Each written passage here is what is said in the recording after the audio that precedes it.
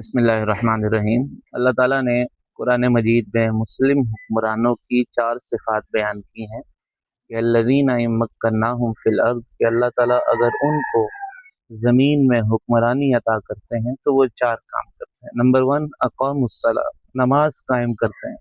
इसलिए कि नमाज एक ऐसी इबादत है जो लोगों को बुराई से, फहाशी से, गुनाहों से रोक देती है। जब अवाम नमाज का एहतमाम करते हैं तो उसकी वजह से बहुत सारी बुराइयां माशरे से ख़त्म हो जाती हैं। वो आतवुज़ ज़कात, ज़कात का सिस्टम बनाते हैं ताकि माशरे से गुर्बत ख़त्म हो जाए। वो अमरू बिल मारूफ, नेकी का हुक्म करते हैं। व नहौ अनिल मुनकर, बुराई से रोकते हैं।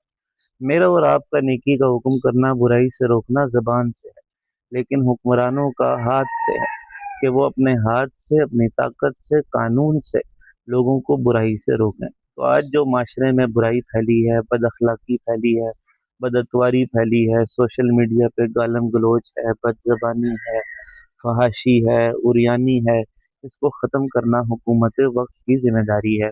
अल्लाह ताला हम सबको अपनी ज़िम्मेदारियों का एहसास करने की तौफ़ीक़ अता फ़रमाए। आमीन या रब्बल आलमीन।